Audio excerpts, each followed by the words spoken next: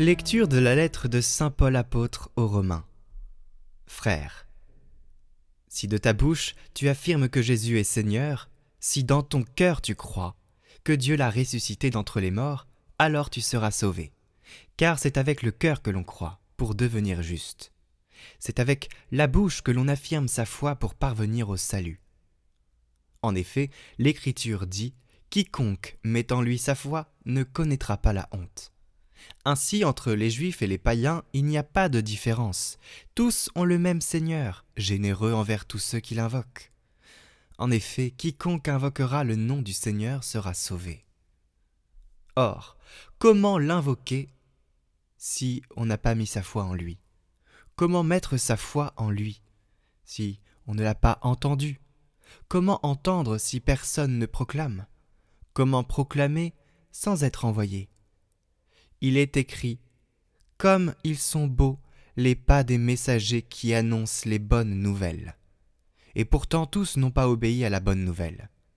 Isaïe demande en effet « Qui a cru, Seigneur, en nous entendant parler ?» Or, la foi naît de ce que l'on entend, et ce que l'on entend, c'est la parole du Christ. Alors, je pose la question, n'aurait-on pas entendu? Mais si, bien sûr, un psaume le dit, sur toute la terre se répand leur message, et leur parole jusqu'aux limites du monde.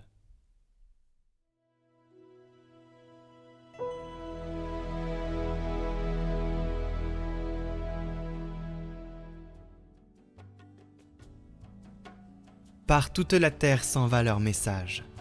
Les cieux proclament la gloire de Dieu. Le firmament raconte l'ouvrage de ses mains. Le jour, au jour, en livre le récit. Et la nuit à la nuit en donne connaissance. Pas de paroles dans ce récit, pas de voix qui s'entendent. Mais sur toute la terre en paraît le message et la nouvelle aux limites du monde.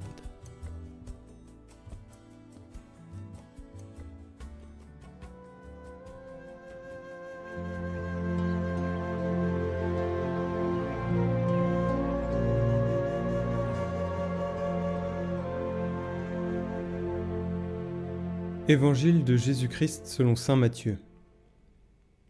En ce temps-là, comme Jésus marchait le long de la mer de Galilée, il vit deux frères, Simon, appelé Pierre, et son frère André, qui jetaient leurs filets dans la mer, car c'étaient des pêcheurs.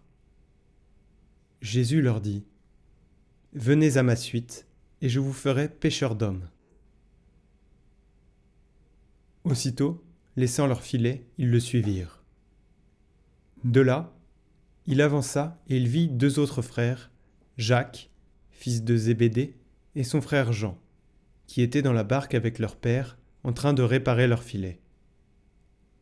Il les appela. Aussitôt, laissant leur barque et leur père, ils le suivirent.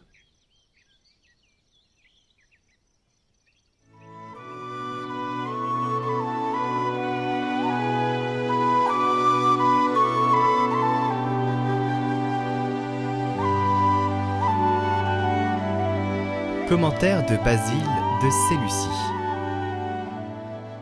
Le premier disciple du Seigneur. André a été le premier des apôtres à reconnaître le Seigneur pour son maître. Il a quitté l'enseignement de Jean-Baptiste pour se mettre à l'école du Christ. À la lueur de la lampe, il cherchait la vraie lumière.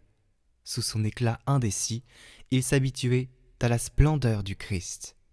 Du maître qu'il était, Jean-Baptiste est devenu serviteur et héros du Christ présent devant lui. « Voici, dit-il, l'agneau de Dieu qui enlève le péché du monde. Voici celui qui délivre de la mort. Voici celui qui détruit le péché. Moi, je suis envoyé non pas comme l'époux, mais comme celui qui l'accompagne. Je suis venu comme serviteur et non comme maître. » Frappé par ces paroles, André quitte son ancien maître et s'élance vers celui qui l'annonçait. Il s'élance vers le Seigneur, son désir se manifeste dans sa démarche. Il entraîne avec lui Jean l'évangéliste. Tous deux quittent la lampe et avancent vers le soleil. André est la première plante de jardin des apôtres. C'est lui qui ouvre la porte à l'enseignement du Christ. Il est le premier à cueillir les fruits du champ cultivé par les prophètes. Il a été le premier à reconnaître celui dont Moïse avait dit « Le Seigneur votre Dieu vous suscitera un prophète comme moi. C'est lui que vous écouterez. » Il a reconnu celui que les prophètes annonçaient, et il a conduit à lui son frère Pierre. Il montre à Pierre le trésor qu'il ne connaissait pas encore. Nous avons trouvé le Messie, celui que nous désirions. Nous attendions sa venue. Viens maintenant goûter sa récompense. André conduit son frère au Christ. C'était son premier miracle. Saint André, apôtre, priez pour nous.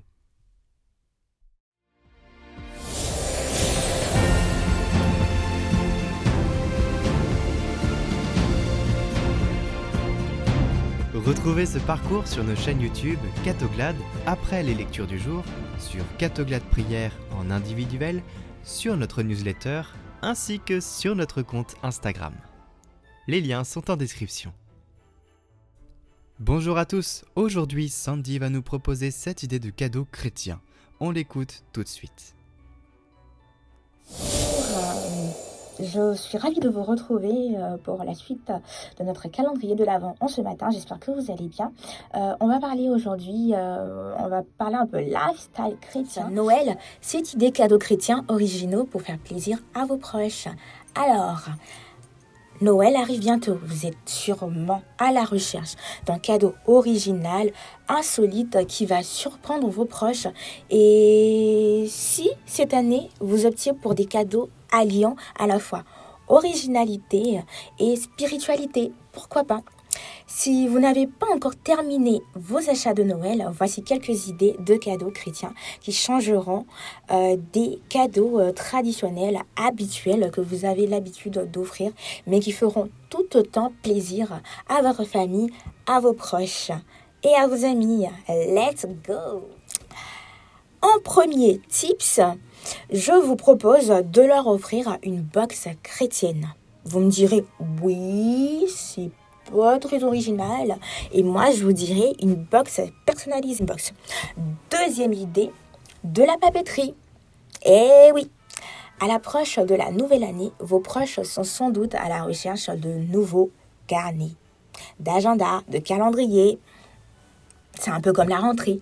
Et autres objets de papeterie pour leur permettre de programmer au mieux 2023. Troisième idée, des encouragements journaliers. Voilà, on ne va plus parler, vous direz vous n'avez pas l'argent, vous n'avez pas les ressources, mais on va parler des encouragements journaliers.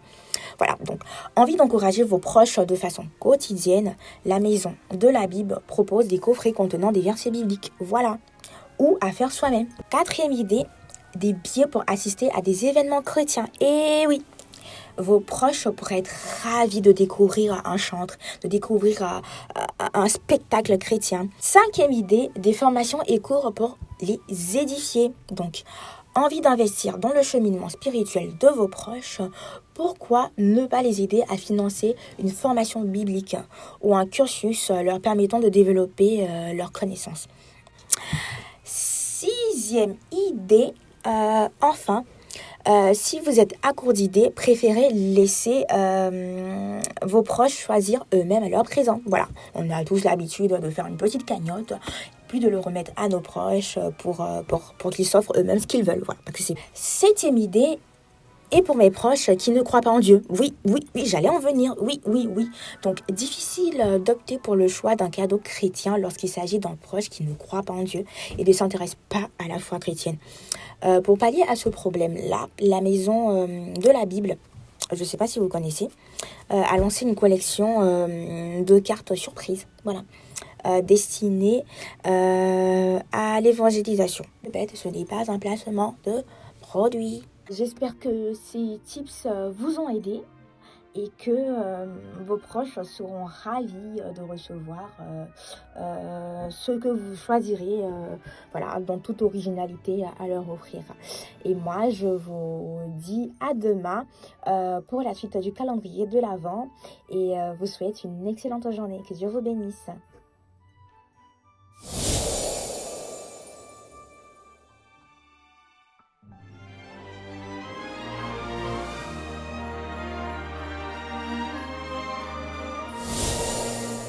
Demain, nous aborderons le thème avec Julien de Catoglade, moi-même. Nous aborderons le thème du détachement. Du détachement pour se préparer le cœur et pour faire un pas vers lui. Le temps de l'Avent est un temps d'attente, mais un temps de préparation. Alors à demain et passez une très bonne journée. Retrouvez ce parcours sur nos chaînes YouTube Catoglade après les lectures du jour, sur Catoglade Prière en individuel, sur notre newsletter ainsi que sur notre compte Instagram. Les liens sont en description.